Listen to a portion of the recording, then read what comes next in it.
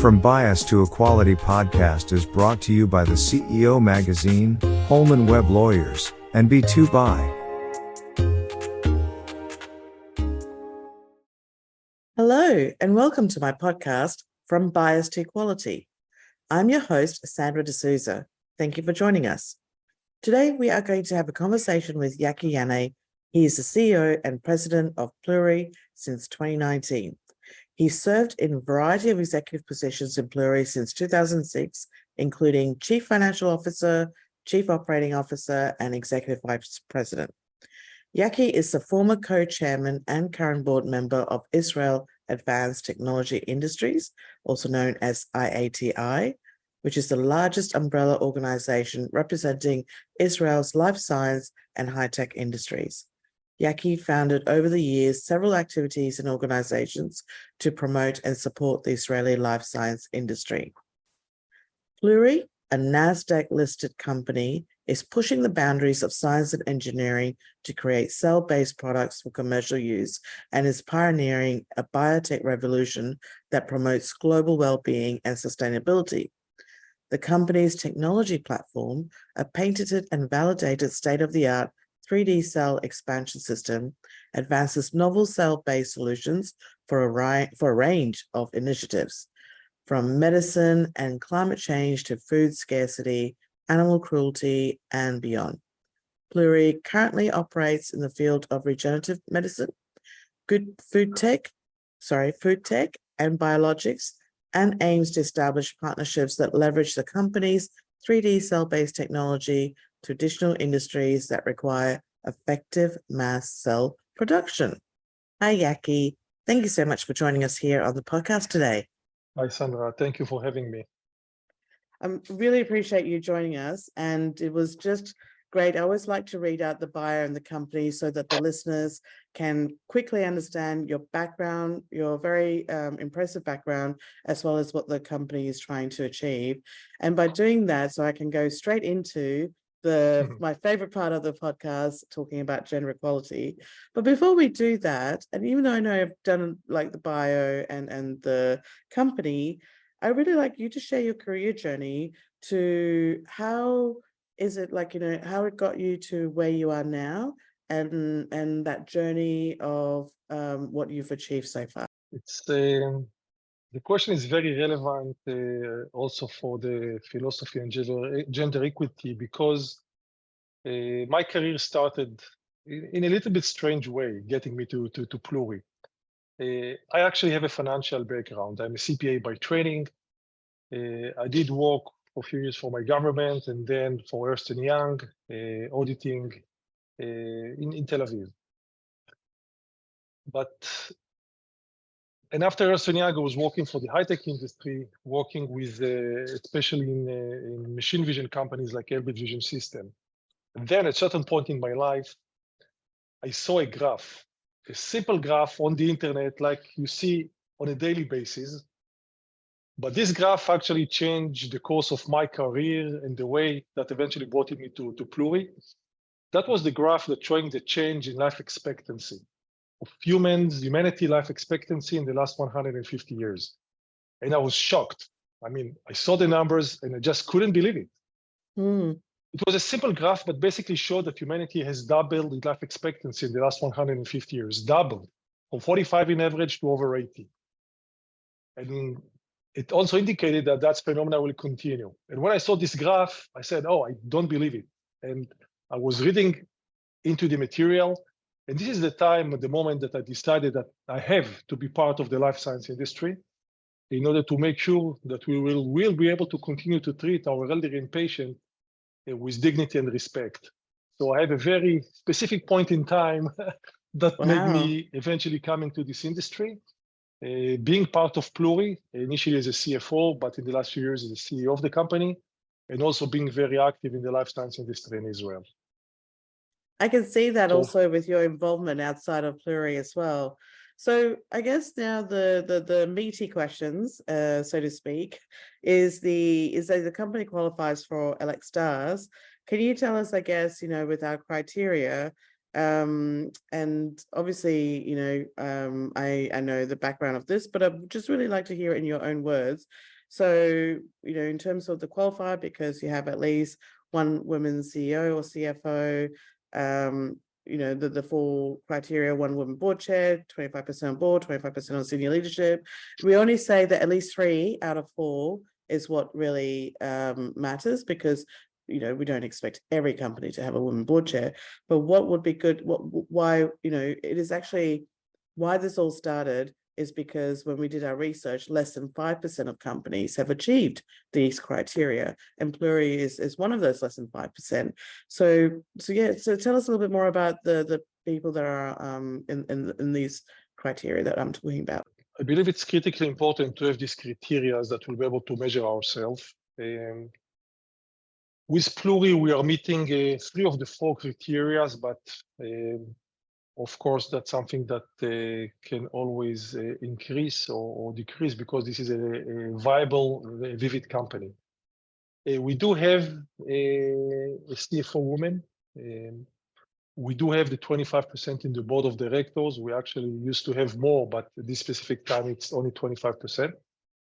And we do have not 25% of leadership. We have like 60% of senior leadership, which are women.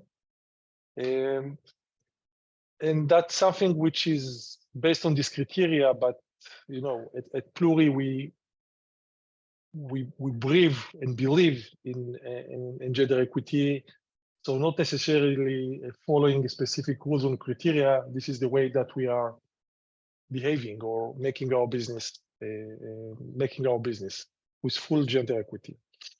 And it's great. I saw in your board, you've got your leadership team, you've got 60%, and you've got roles, like you talk about the CFO, you've got the chief medical officer, you've got some technical roles that women are represented in those leadership roles. So do you want to share, I guess, the values and beliefs in gender equality? What was the journey like to get to that 60%? So I can say that for me, it's very natural. Maybe being a father for 3 daughters, or I always tell my team and people that I meet, I suffer from a terrible health situation, which is that I'm blind to skin size. I do try to look to humans' heart and brain, and in that aspect, I hope that I'm doing a reasonably good work, but I'm really blind to all other elements. And so for me to consider or to speak about gender equity is like speaking about breathing. Do we need to breathe? I just do that. So that's something which is natural, which we do try. And at the beginning, I was a little bit intolerant to the discussion because I say, why do we need to discuss it? And then my team told me, Yaky, that's not the way that this world is behaving. So let's talk about what we do. And this is the time that I understood that it's really important to speak it up and to make sure that everybody understands. So I'll say, and I'm saying it clearly, and I'm saying it to any of my executives in the company, which are by chance 60% women. None of them got these positions because they are females or women. None of them. All of them because they are excellent managers. And they have an excellent CFO, an excellent CMO, an excellent chief well-being, an excellent chief quality, an excellent BD or business officer that is doing the pharma. By chance, all of them are females, but it just happened because they are very good at the position. So it sounds nice, but it's not always easy, because I do truly believe that all of us are equal, and everybody has to deliver and to do what they need to do, no matter the gender, size, color, or any other parameter that most of the people are able to see. That's really admirable, Yaky. So was there a time in Pluri that there was a transformation to specifically like policies, or and I know you're saying that it is ultimately recruiting the best candidates.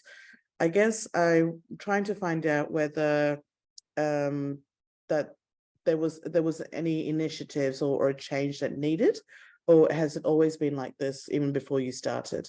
So with Pluri, it's many years like that, but we do try to build now a more structured mechanism as the company is growing, including also joining to several associations like Compassionate Capitalism or other organizations which speak the language that we speak. So it was funny, actually, we got to these organizations, my VP HR, the chief well-being, that one day she came to me and she told me, Yaky, you know, I met a very nice organization and they sound like us. I mean, we never knew that it's that there is such organization of people speaking the language. We just do that. But today we do try to build all the infrastructure that you needed in order to ensure that now, 10 years and 50 years from now, Pluri will always be a place that will promote and speak up about gender equality. That's great. So do you mind if I ask, because I can tell obviously that your beliefs is very personal and you're really passionate about life sciences, and with Pluri replicates the same culture and those sort of values. So was it a case of you instilling that, or it always has that? I know that you talked, just about a little bit of the journey, but I guess I'm trying to work out, it's like the chicken and the egg, which came first? So I'll say as follows: with life science, especially in Israel, this is an area that do have a significant presence of women in this industry. At Pluri, it wasn't always the case. It started a little bit differently, but very soon, even 15 years ago, very quickly, we started to implement the concept and the process that the best candidates will be in the best position, no matter. And of course, there are additional layers to that. It's not only about gender. It's about ethnicity and about religious and about many aspects. But I do want to. I always say the same phrase: we are equal human beings in different positions. So that's the essence of Pluri. We see everybody as equal human beings serving in different positions based on their talent and qualifications. That's great. And what's the board in terms of the strategic vision for the board? I know that, and I know, I guess it is a challenging question. Okay, let me start again. I can tell the board, with you leading, are supportive. So is there an additional push that you need from the board to support the initiatives that you're talking about to maintain the leadership with women on boards as well as the senior leadership team? So that's a work that always need to be done. It's not a one-time project that you just did it and that's it. So you have to maintain it, because companies it's a living organism. Yeah. But I think as CEOs, we should be very clear about our strategy, but also about our vision and understanding about equity or equality in the organization. And this is something which is I'm very clear, and also almost I'm very tolerant human being, but in this case I'm not tolerant at all. So I'm very clear how it should be, how it should look like. And I'm blessed to have the support of my board of directors and the senior leadership. So the best candidates, we should speak up and to make sure that we are maintaining also the criteria as you indicated, because that's important for the balance also of the company. But it's mainly about us to be very clear about our vision and what we like to push, and to gain the board support. And of course, as you get more positions with senior leaderships there is a nice diversity with the company, it's much easier to gain and to build this culture of diversity and equality across the organization, from the board of directors to each and every of the employees. That's great. That's great. And so you talk a lot about, having the best candidates and having, great candidates for the roles who also happen to be women. I think that's great. You'll be surprised, I guess. I've spoken to other companies, let's say they don't qualify for Lexstars, who say that they try to recruit more women, and they really want to have that balance, but through the recruitment process, they struggle, and even some struggle to retain women leaders within the company. So with your, I guess, amazing achievement with the candidates, you have, like you said, it's always about the best candidates. But I do think that there's something special about attracting them to Pluri, because it must be a little bit more women friendly, or there's some sort of culture. So can you speak to that? Like, is there any particular message through the recruitment process, or how you go about recruiting and retaining? It's an interesting question that we are trying to crack by ourselves, to understand what we are doing in the process, and to be able to maintain it. I believe it starts with the values of the company. Pluri is a company that really believe in trust, in empowerment, and also to have a very safe environment for our employees. One of our VPs told me beautiful thing a few years ago, and he told me, Yaky, what I like about our company, that I can be myself. So I don't need to come with a mask. I can be myself, 100% of me. The good thing, the bad things, so I can be at my best here in the company. So that's important, to create the culture that you accept human beings. And we know all of us have our good days and bad days, and we have our genetics and behavior elements. And once you are able to, that people feel that very comfortable in their environment, they become very good, because that's the best out of you. And I always tell my people, nobody in the world can be better you than you. I mean, you are the perfect you. Nobody can do it better than you are. So that's important, to make sure that the values will be there. It is important for us as CEOs. I believe in every aspect, but especially here is leading by example. So if you hire senior leadership, which is on your direct decision, I mean, these are your VPs, these are your the C-level that you are hiring, make sure that you are hiring the right people. And if it's might be difficult, but if you want to make it happen, make sure that you're going to have women in your leadership.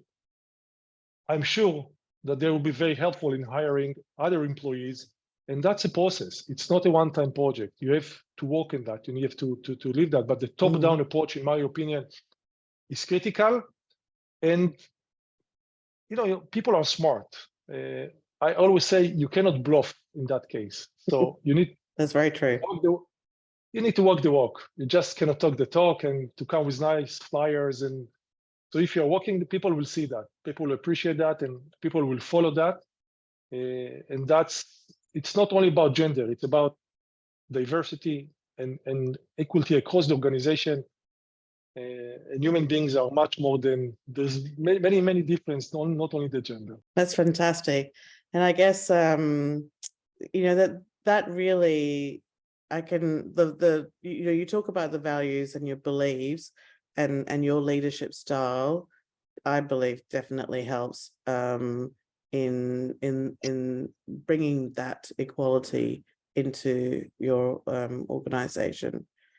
So I really, I don't want to finish off with one more question, but I can certainly keep talking to you, Yaky, all night, but or all day in your case. But I do have to come to this very important question. I do meet a lot of CEOs, and in our conversation, where they said that they believe in it, but they're struggling to achieve diversity with their senior leadership team for a number of reasons, for a variety of reasons. And I'd also want to tell you, through the interviews of my book and the podcast, the CEOs that I've spoken to, or other business leaders, they do also experience similar struggles, but their approach and their commitment helps them achieve that gender balance.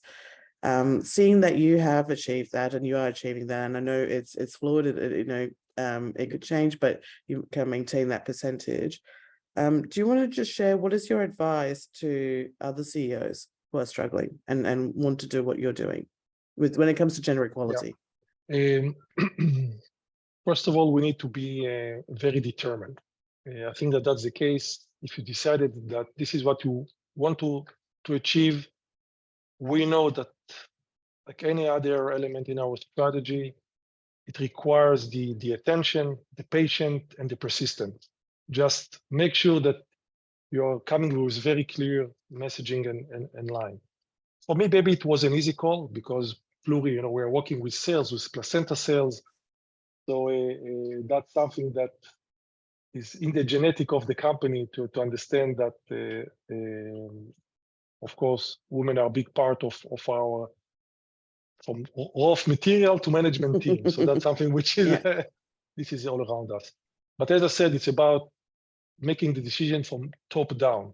This is something that need to go top down, make your nomination and work hard on them. I can tell you that in my management team, I'm blessed with, in this case, with women that are, some of them are young and they are building their families. So you need to fill of structures that will enable them to bring their talent and power, but also allowing them to keep them as a whole human being. You don't want to have the best CFO, but she's not going to have a family or anyone else, because we are an entire human being.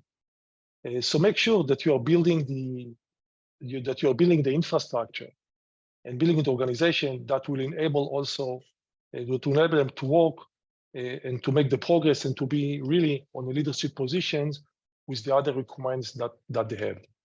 But truly believe in that from your inside. So we need to make our work from the inside. If you're gonna truly believe in that, people will see that.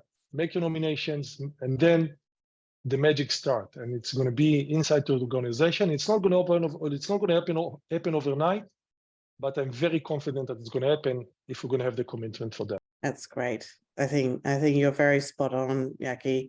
Thank you so much. I really appreciate you sharing the knowledge of how you're doing it with your company so that you can share this success with other business leaders who are trying to do the same. And let's, the reason for this is that so that we can have more companies, more than 5% of companies actually achieving gender equality. So thank you, Yaky, for your time today. I really appreciate it, and sharing your knowledge with our listeners. Thank you very much, Sandra, and thank you for the wonderful work that you are doing. That's great. Thank you. With your work, we're going to be much more than 5%. Oh, I hope so. That's certainly my intention, and I can't do it on my own. But this is good that, like I said, sharing your knowledge and getting others to help with this journey is the way to do it. Great. Thank you for your time. Thank you. Today's episode is brought to you by our wonderful sponsors. Firstly, we're sponsored by B2Buy. B2Buy is your trusted business buying platform that simplifies and automates your buying process, helping you buy smarter and faster, giving you greater visibility and value. With 100,000 products in one place, B2Buy is passionate about connecting diverse suppliers with corporate buyers, so you can create a more inclusive business environment and buy better with www.b2buy.online. Our second sponsor is Holman Webb Lawyers, an award-winning and dynamic full-service Australian law firm with offices in Sydney, Melbourne, Brisbane, and Adelaide. Not only do Holman Webb offer comprehensive legal services, but they are also a proud recipient of the LX Star, recognizing their commitment to achieving gender equality in leadership. Discover more about their services, initiatives and industry-leading insights at www.holmanwebb.com.au. Lastly, our sponsor, the CEO Magazine, is an iconic, global media brand that inspires and promotes excellence within the business world. It is a source of information, inspiration and motivation for the world's most successful leaders, executives, investors and entrepreneurs. Go to www.thesiomagazine.com.